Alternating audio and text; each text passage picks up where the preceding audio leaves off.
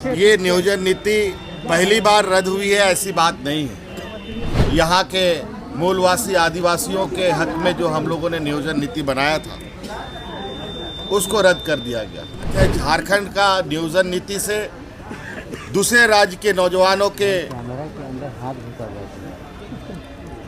और दूसरे राज्य के लोगों को बहुत तकलीफ हो रही है। इसीलिए नवंबर माह में हम लोगों ने 1932 आधारित स्थानीय नीति और नियोजन नीति बनाने का विधेयक पास किया था। ऐसा है मित्रों, आज यहाँ राजभवन के अंदर राज्यपाल महामहिम के साथ कौन है? भारतीय जनता पार्टी को छोड़कर सभी राजनीतिक दल का शिष्टमंडल यहाँ आकर के मिला। नीचे करो भाई, नीचे करो। JMM, Congress, RJD, CPM, AJSU वगैरह वगैरह सभी जितने सारे लेफ्ट पार्टीज यहाँ आए। और आने के पीछे का जो कारण है वो ये है कि विगत दिन आपने सुना कि माननीय उच्च न्यायालय के द्वारा राज्य के नियोजन नीति को रद्द कर दिया गया। और ये नियोजन नीति पहली बार रद्द हुई है, ऐसी बात नहीं है। पूर्व में कई बार नियोजन नीति उच्च न्यायालय के द्वारा रद्द किया गया है और बड़ा दुर्भाग्य है यहाँ के नौजवानों का, जहाँ आज ये 3rd ग्रेड 4th ग्रेड में भी रोजगार पाने में असफल हो रहे हैं। इसको लेकर यहाँ के मूलवासी आदिवासियों के हक में जो हम लोगों ने नियोजन नीति बनाया था उसको रद्द कर दिया गया।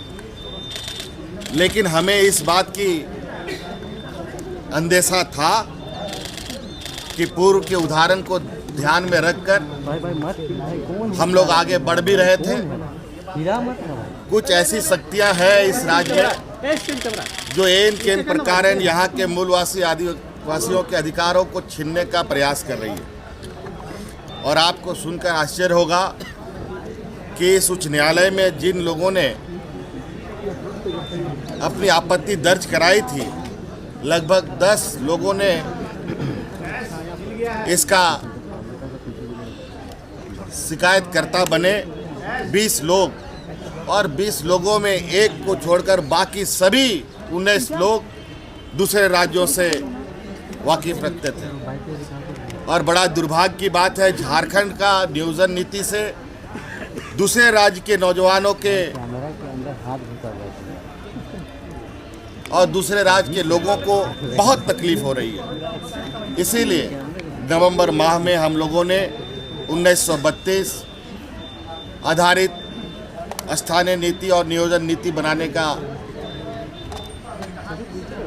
विधेयक पास किया था। ओबीसी को 27% आरक्षण देने का विधेयक भी पास किया था, जो अनुमोदन के लिए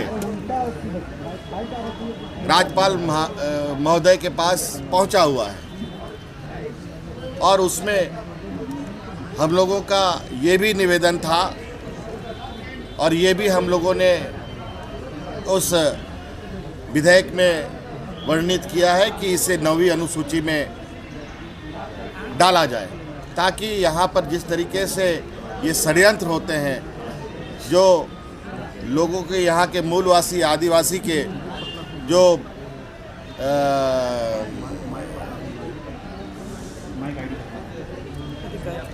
अधिकार है उसको मिल पाए। आज उसी को जल्द से जल्द पारित करने के लिए हमने महामहिम से आग्रह किया, ताकि हम केंद्र सरकार के पास भी जाकर के इसको जल्द से जल्द 9वीं अनुसूची में शामिल कर इस राज्य को संरक्षित और इस राज्य के नौजवानों का भविष्य संरक्षित करने का काम हो सके।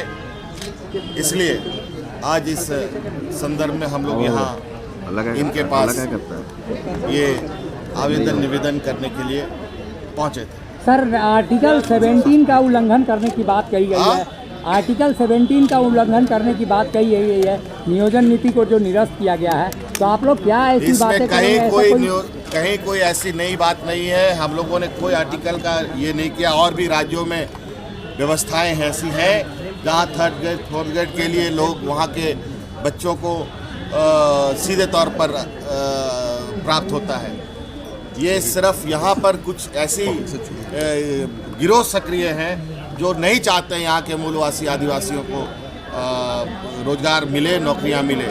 लेकिन अभी ये यहीं पर चीज़ें रुकेंगी नहीं और हम आश्वस्त करना चाहेंगे आप लोगों को, आप लोगों के माध्यम से राज्य के नौजवानों को। हमारा प्रयास है कि आपको आपका अधिकार मिले और जो नियुक्तियां हैं, नियुक्तियों को लेकर के यथाशीघ्र कोई अल्टरनेटिव रास्ता हम लोग निकालने का तैयारी करेंगे। और अभी इस नियोजन नीति को लेके लगभग 7 लाख से अधिक बच्चों ने आवेदन भरा था। आज वो बच्चे काफ़ी निराश और मायूस हैं और हमें इनकी चिंता है और निश्चित रूप से उनके प्रति पूरा सदन और हम सरकार गंभीर है और इनके लिए क्या हम वैकल्पिक तरीके से नियुक्ति प्रक्रिया प्रारंभ कर सकते हैं, इस पर बहुत जल्द हम लोग निर्णय लेंगे।